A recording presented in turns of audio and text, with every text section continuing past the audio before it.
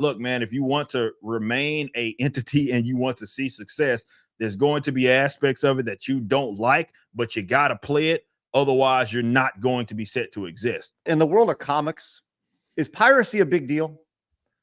Oh yeah, for sure. I would argue that it's a massive deal, and I think that people trying to figure out the monetization element of it all, and is what the industry is still trying to figure out. Look, for me, from all of my research, all accounts, when you talk about the mainstream, I am not convinced those guys making any money off that shit, like at all. Like being completely honest, but they're connected to Disney and Warner. Look, so they're part of multi-billion-dollar companies, but looking at what they're charging, looking at how many people have to get their hands on all of this stuff because the publisher has to get a cut, the distributor has to get a cut, and obviously the retailer selling it for whatever they're going to sell it for.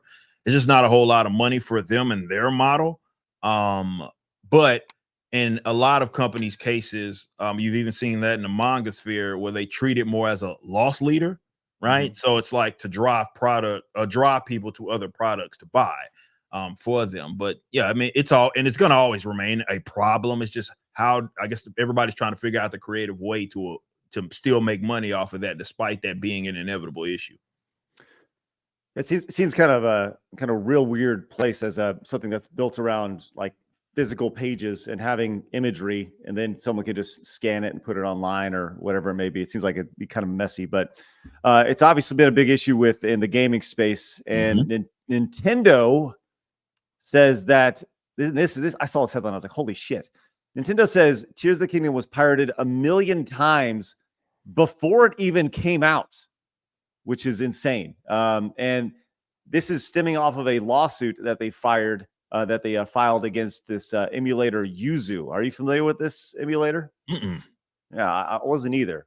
But Nintendo is going after them in a big way, as their lawyers have really been pretty active, and said that they're fully aware of the use of Yuzu by others in performing circumvention and in particular piracy at a colossal scale. The lawsuit says that Yuzu caused it, quote, great and irreparable injury for which there is no adequate remedy at law. So they're really going after this company. And Yuzu, it's a pretty big outlet. I am not, I've never used it before, but I know a lot of people have, and specifically in our space. And you see this right here from like Neon Suspenders. This is a pretty common thing. It says if ownership is not allowed, then piracy isn't stealing.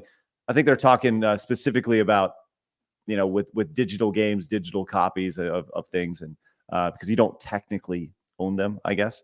But yeah, man, they're really going after them with this. I don't know, just your thoughts. Do you think as a business owner, like Nintendo's been very protective of their IP? Oh yeah, they're litigious. That's right. What they do.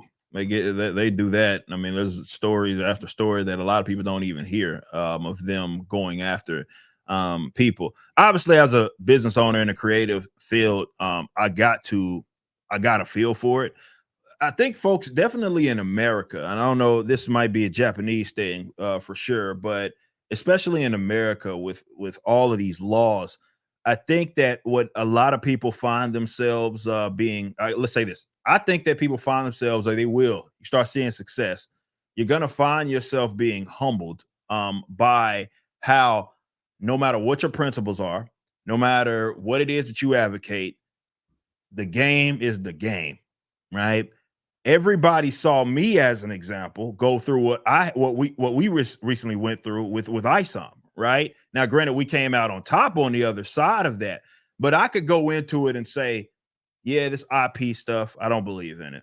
I think it's stupid. I think the way that it's set up isn't what it's supposed to be. Did that stop us from getting sued?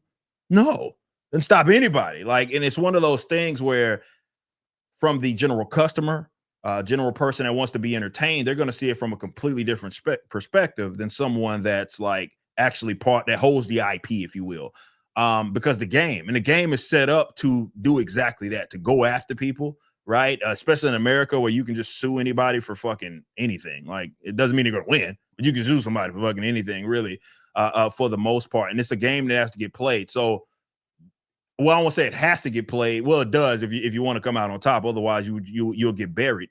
But I can totally empathize with people going the route that they go and protecting it, because at the end of the day, someone would do the same exact thing to attack them if it came down to it. And it's unfortunately the game. It's something I've been humbled on. It's something that anybody that starts seeing a level of success. That's the old saying in business. You really start seeing success once you get sued. That's just the nature of it. So yeah. Well, and you've seen it from, I mean, I was watching this old interview from you from like, I don't know, 7-8 years ago when you're performing, and you were talking about how you were talking about music in general. How I think of the difference between rappers and like metal, and the idea of most people who listen to metal are consumers of the product, whereas rappers, they generally just they want to be rappers. They don't necessarily aren't listening to other people's work, right? And so we kind of see this from both sides of it. You as a consumer, before you started Rippaverse, you were a consumer of comics, right? Yeah.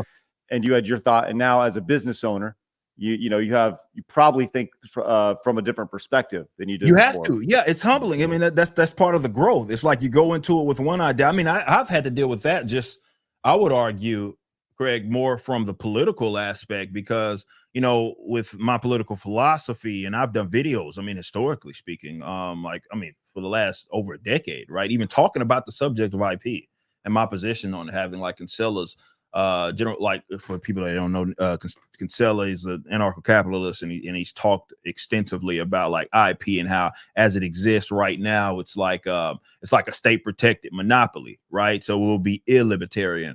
But in being a business owner, especially one that has made as much money as we've had, and then coming out of the other side of what we experienced, and yes, it was a conflict that got resolved with both parties going their own way, but it still was something that happened, right? And it's like, my principles don't do me any good there. It doesn't do me. And if I cannot go to, I could, but I'm not going to win. Go to a court and say, hey, I intellectual property is bullshit. Is that going to stop anything? Like, the laws are the laws, and if someone's getting sued, and said laws being, it doesn't matter what your position is on that. So that's part of the humbling experience, is that you're going to have a different perspective versus a general consumer going to a business owner, especially a successful one, because you start to realize what the game is, and that, look, man, if you want to remain a entity and you want to see success, there's going to be aspects of it that you don't like, but you got to play it. Otherwise, you're not going to be set to exist for much longer. That's just the bottom line. Dude Retro came in and says, the issue I have is that there's not laws in place to protect consumers when it comes to digital products, and the products they, quote, own being taken away from them or changed after purchase. We've seen this with movies. We've seen this with games. We saw this with Sony saying that many of the, I think as they moved from the PlayStation 5 or whatever it was, there was a number of different movies and shows in their catalog, which you no longer have access to, even if you bought them, from licensing and shit. It's just messy. We talked about this a little bit on to the main event, right? And that it's going to get worse. Definitely, as more stuff got digitized over the years, and people have just grown so accustomed to, whether it be using Steam, and for the PC, the rise of PC gamers, like any of that stuff, not only the games themselves, but where they're hosted. Really, that's the only place that you're accessing them.